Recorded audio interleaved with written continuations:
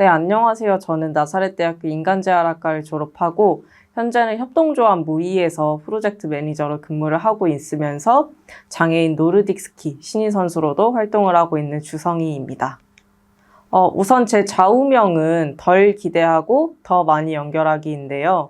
제가 장애 당사자로서 직접 마주한 사회는 생각보다 더 많이 부조리했고 더 많이 저를 좌절시켰었는데 저는 대학교에 입학하면서 학교라는 강의실과 제가 이 사회를 살아가는 경험이 저한테 더 많은 세상을 알려주었었고, 그래서 제가 경험한 만큼 더 많이 연결을 해보고, 연결을 하지만 거기서 많은 기대는 하지 말자라고 생각을 하면서 제 좌우명이 더 많이 연결하고 덜 기대하기가 되었습니다. 저는 아주 어린 시절부터 교통사고로 장애인의 삶을 살게 됐는데 장애로 인해서 되게 크고 작은 장애물들을 정말 많이 마주했어요. 그리고 그 장애물들을 마주하면서 항상 생각했어요. 나는 왜 장애인일까? 나는 왜 불편할까? 정말 어릴 때부터 정말 많이 생각을 했는데 어린 나이였기 때문에 나는 어떻게 행동을 해야 될지 몰랐고 소극적이었던 성격 때문에 대부분의 다른 학생들이랑 장애 아동들이랑 비슷하게 부모님의 그 보호 아래에서 성장을 했었어요. 근데 그 장애 아동이 장애 특성화 대학교에 입학을 하면서 지하철을 혼자 타보고 활동 지원사분의 도움을 받고 학교를 왔다 갔다 하고 학교에 입학을 해서 제가 자유롭게 다닐 수가 있으니까 너무 좋은 거예요. 친구들이랑 늦게까지 노는 것도 너무 재미있고 친구들이랑 더 놀고 싶은데 더 많은 곳들을 가보고 싶은데 막차 시간에 맞춰야 되고 다른 사람의 시간에 맞춰야 되는 게 갑자기 너무 짜증이 났어요. 그래서 부모님한테 갑자기 말씀을 드렸어요. 나 집 나갈 거다. 기숙사에 살 거다 하고요. 어머니는 조금 걱정을 하시면서도 그래, 너가 20살이 됐고 이제 혼자 살 때가 됐으니까 학교에 가서 학교에 오래 있으면서 공부도 좀 해보는 게 어떻겠냐라고 하시면서 기숙사에 들어가는 걸 허락을 하셨어요. 기숙사도 결국은 통금이 있잖아요. 더 큰 재미를 찾고 싶었던 거예요. 그래서 또 질렀어요. 자취를 하겠다고. 혼자 사는 멋진 대학생이라는 모습에 저한테 취한 거였어요. 약간 중2병스러운 행동이었는데 내가 편하게 쉴 수 있는 공간이 내가 움직이기 편해야 된다. 그리고 내가 손 닿기 편해야 된다라는 생각에서 제가 움직이기 편한 반경을 다 만들어 놨고 제가 움직이기 편하게끔 다 집 가구들을 세팅을 해서 자취를 시작했어요. 물론 완벽하진 않았었는데 그 당시에 제 상황에서는 가장 좋은 패턴이었기 때문에 저는 혼자 사는 나한테 아주 만족을 하면서 그렇게 살아왔고 그때 했던 경험들이 저한테는 지금 생각하면 아주 짜릿했다고 생각이 드는 것 같아요. 근데 이게 학교 생활만 했었고 기숙사를 나와서 그냥 자취를 했었고 이렇게 해서 다 이루어졌던 건 아니고 그때 타이밍에 운이 좋게 교회 근로 장학생으로 아르바이트를 했었어요. 돈이 어느 정도 모이다 보니까 갑자기 여행이 가고 싶더라고요. 그래서 어머니한테 또 통보를 했어요. 나 여행 다녀올게 하고요. 6박 7일 동안 혼자 갑자기 해외여행을 간 거예요. 물론 그때는 부모님이 좀 많이 반대를 하셨어요. 한국에서도 혼자 여행을 안 다녀봤는데 가족이랑도 해외여행 갈 때 네가 많이 도움을 받지 않냐? 라고 좀 많이 말리셨었는데 이때 아니면 나는 못 갈 것 같다. 난 지금 해봐야 앞으로 내가 더 내 세상을 살 수 있을 것 같다. 라고 이야기를 하고 갑자기 다녀왔어요. 근데 그 여행을 다녀오니까 갑자기 뭐든 할 수 있겠다라는 생각이 드는 거예요. 그런 자신감을 가지고 다시 학기가 시작됐을 때 학년 과대로 활동을 시작해서 그 다음 학기에는 동아리 회장, 그 다음 연도에는 학생회장 이런 겉으로 보여질 수 있는 적극적인 행동을 엄청 열심히 했었던 것 같아요. 근데 제가 지금 말씀드린 걸 그냥 비장애인 주성이라고 생각을 하고 그 사람의 학창시절을 떠올려 보면 그냥 즐겁게 학교생활 열심히 하고 잘 놀러 다니고 여행 다닌 대학생 같잖아요. 근데 저는 지체장애인 당사자였어요. 그리고 지금도 지체장애인 당사자고요. 이게 저 혼자 이뤄낸 일은 아니라고 생각을 해요.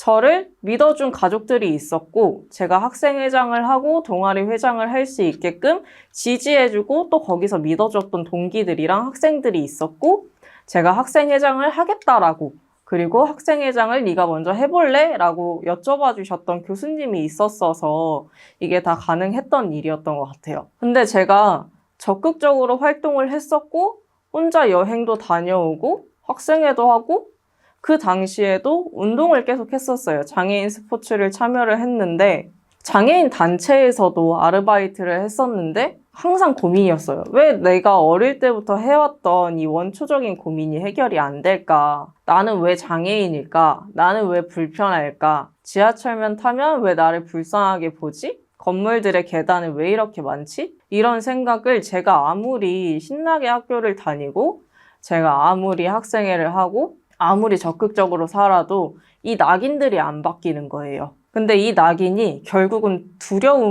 두려움이었더라고요. 근데 이 두려움이 저만 가지고 있는 두려움이 아니라 이 세상이 갖고 있는 두려움이었어요. 장애를 마주해보지 않은 두려움이랑 장애를 대하는 것에 대한 두려움, 그리고 편견, 또 내가 가지고 있는 그 두려움에서 제가 가진 불편이 왔고 제 생각에 결론이 나지 않았던 거였어요. 저는 장애인 단체에서 계속 오래 근무를 해왔었고 제가 했었던 인식 개선 동아리 활동을 하면서 여러분들은 인권이 무엇이라고 생각하세요? 다 똑같은 사람인데 우리가 왜 이런 고민을 해야 될까요? 이런 것들을 친한 사람이든 강의를 하면서든 되게 많이 물어봐요. 이렇게 질문을 하고 얘기를 하다 보면 사람들은 언젠가부터 제 장애가 아니라 제가 살아왔던, 앞서 얘기했던 그런 이야기들에 좀 더 관심을 많이 갖지 제 장애에는 별로 궁금해하지 않고 오히려 여행 가서 어땠냐, 여행 가서 뭐 먹었냐, 아니면 학생회 할 때 어땠냐 이런 질문을 더 많이 하더라고요. 제가 그때 느낀 게 있어요. 아, 그냥 장애를 많이 보여줘야겠다. 내 세상을 학교랑 내 측근, 내 회사가 아니라 더 많은 세상에 나를 더 많이 보여주고 사람들이 장애를 자연스럽게 인식할 수 있게 해야겠다라고 생각을 해서 블로그를 시작했어요. 제가 장애인임을 먼저 공개를 하고 그냥 제 일상에 관련된 글을 올리고 그랬더니 사람들은 처음에 그냥 휠체어 여행 블로그 이런 식으로 들어왔다가 어느 순간부터는 그냥 제가 사는 걸 궁금해해서 들어오게 되더라고요.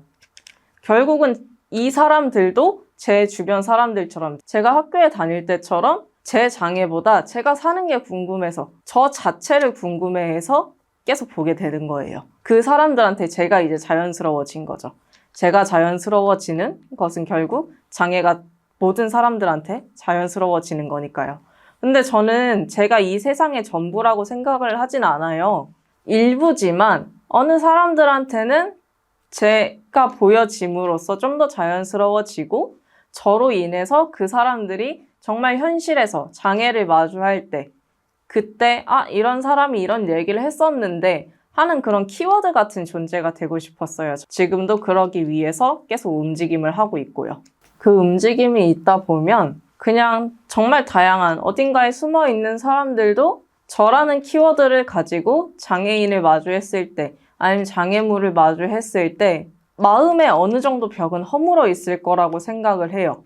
그러면은 이 사람이 그냥 장애인이네, 내가 도와줘야겠네 라고 생각을 하는 게 아니라 이 사람도 뭐 다른 능력이 있겠지, 이 사람도 뭔가 잘할 수 있는 게 있겠지 하고 믿어주는, 지지하는 그런 마음이 비장애인들 마음속에 생겨 있을 거라고 저는 생각을 하고 있습니다.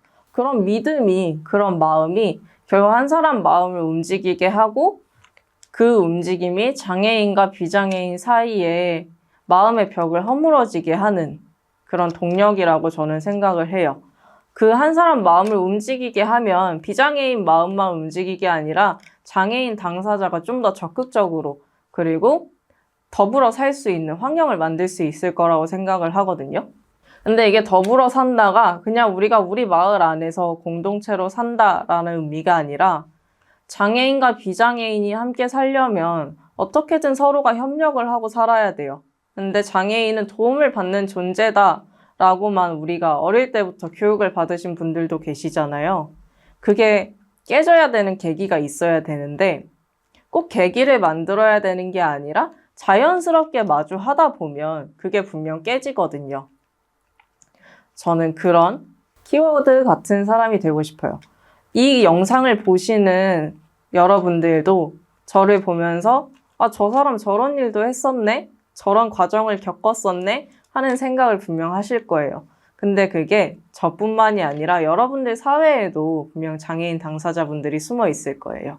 그 저처럼 활동을 해온 분들도 계실 거고 저보다 더 멋있게 살아가는 분들도 있어요. 그런 분들한테 조금 더 관심을 가져주시고 자연스럽게 대해주신다면 우리가 정말 더불어서 함께 협력하면서 연대하면서 살아갈 수 있는 사회가 만들어질 거라고 저는 믿습니다.